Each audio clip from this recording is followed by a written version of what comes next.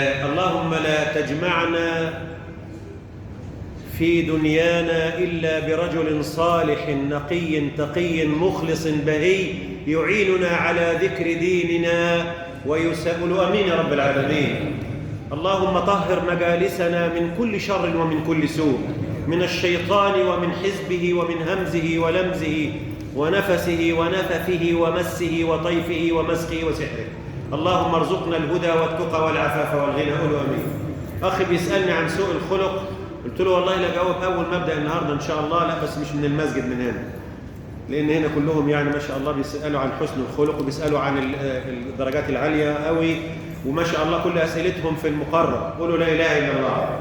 ما شاء الله ما شاء الله. سوء الخلق كما قال الامام ابن القيم رحمه الله، بيقول منشأ جميع الأخلاق السافلة وبناؤها على 4 أركان: الجهل والظلم والشهوة والغضب. فالجهل يري صاحبه الحسن في صورة القبيح والقبيح في صورة الحسن، ويريه الكمال نقص والنقص كمال.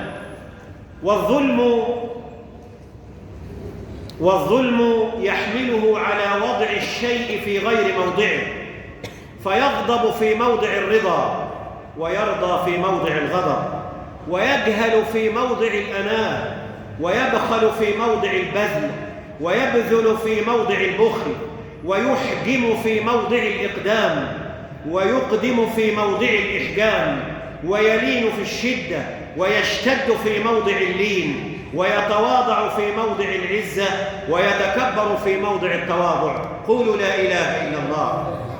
أما العنصر أو الركن الثالث من أركان سوء الخلق الشهوة، والشهوة تحمله على الحرص والشح والبخل والعياذ بالله وعدم العفة والنهمة والجشع والذل والدناءات كلها. أما العنصر الرابع وهو الغضب في سوء الخلق، يحمله على الكبر والحقد والغل والشر والحسد والعدوان والسفه.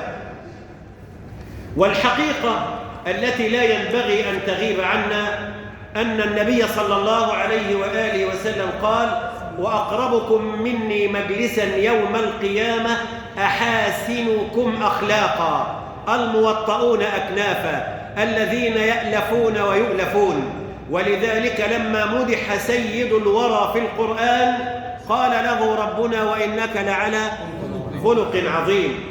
فيتولد من إفراط الضعف، يعني للأسف الشديد قد تجد بعض الناس يجمع ما بين الصفتين، الإفراط في الضعف والإفراط في القوة. إذا ضعف يضعف، يعني يلحس التراب، وإذا علا يستكبر حتى يصل إلى درجة الكبر التي كان عليها الشيطان. فيتولد من الإفراط فيهما. مثلا ناخد الأول، لو هو ضعيف قوي من غير مبادئ ومن غير قيم ومن غير مثل ومن غير حدود دينية، يتولد عن الإفراط في الضعف المهانة والبخل والخسة واللؤم والذل والحرص والشح وسفاسف الأخلاق والأمور. ويتولد عن الإفراط في القوة الظلم والغضب والحدة والفحش والطيش. ويتولد من الزواج بينهما ما بين الضعف والقوة الغيبة، وأولاد الغيبة كثير. يعني الشيء العجيب إن لما سئل النبي عليه الصلاة والسلام عن الغيبة قال: ذكرك أخاك بما يكره. يعني لو أنت جبت سيرتي في غيابي بما أكره غيبة، والغيبة من الكبائر توجب النار. يبقى إذن ماذا فعلت الصلاة معك؟ ماذا فعل الدين بك؟ ماذا استفدت من سيرة النبي محمد؟ حتى لما سألوا النبي عليه الصلاة والسلام: إن كان فيه ما أقول، إذا كنت اللي بقوله فيه، قال: إن كان فيه ما تقول فقد اغتبته، وإن لم يكن فيه ما تقول فقد بهته. قولوا لا إله إلا الله. ولقد وردت النصوص تذم سوء الخلق. مثلا ابن مسعود بيقول في الحديث المتفق عليه: سباب المسلم فسوق وقتاله كفر. وقال رسول الله صلى الله عليه وسلم: لا يدخل الجنة جواظ جعظري. قالوا ما هو الجواز يا رسول الله؟ قال الجموع المنوع المحتال المتعالي المغتال بحاله. وقيل من هو الجعذري؟ قال غليظ اللفظ الذي يمتدح بما ليس فيه ويرضى. رواه أبو داود وصححه الألباني. ولذلك كان من دعاء النبي صلى الله عليه وسلم: اللهم اهدني لأحسن الأعمال وأحسن الأخلاق فإنه لا يهدي لأحسنها إلا أنت. قولوا أمين. وقني سيء الأعمال وسيء الأخلاق فإنه لا قولوا معايا، لا يقي، لا يحمي، لا يحفظ، لا يقي سيئها إلا أنت. ولما سئل النبي صلى الله عليه وسلم عن ذلك مثلا، طب أنا هقول لك على حاجة، يعني سيدي محمد صلى الله عليه وسلم كان أعداؤه كثير من المشركين ومن كذا اليهود ومن كذا وكذا، لكن النبي صلى الله عليه وسلم علم الصحابة عفة اللسان. روى مالك عن يحيى بن سعيد أن عيسى بن مريم عليه السلام لقي خنزيرا بالطريق فقال للخنزير: عد بالسلامة، أنفذ بسلام. فقيل له: يا روح الله، أتقول للخنزير عد للسلامة أنفذ بسلام؟ فقال عيسى: إني أخاف أن أعود لساني منطق السوء.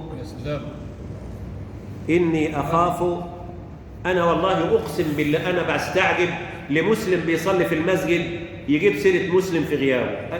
دي أنا مش مصدقها لغاية دلوقتي، لا يمكن أصدقها لغاية دلوقتي، لأن الرسول قال في البداية: المسلم من سلم. طب إذا أنا ما سلمتش من لسانك تبقى مسلم إزاي؟ لا تنطبق عليك الشروط على كل حال. وعن أبي حازم قال: السيء الخلق أشقى الناس به نفسه ثم زوجته ثم أولاده، حتى إنه ليدخل بيته وهم في سرور فيسمعون صوته فينقلب السرور إلى أحزان، حتى إن الدابة لتحيد إذا سمعت. أي والله. وإن الكلب إذا رآه يلصق جنبه بالجدار، الكلب نفسه قرفان منه. لكن المشكلة إن أنا أفهم عيوبي، ما بقاش منفوخ وحاطط في دماغي أنا ولي من أولياء وأنتوا يعني يلا أنتوا الوحشين. مين اللي قال؟ مين اللي يحكم؟ ما توحدوا الله. أخي بيسألني امبارح عن صغير مات، قال لي إحنا بندفن الكبار جنب الصغيرين عشان ربنا يرحم الكبار بالصغيرين. قلت له: مين اللي قال لك؟ ده عندنا حديث في البخاري عن أم المؤمنين عيشة. بتقول إيه عيشة؟ ما توحدوا الله. عيشة بتقول إيه؟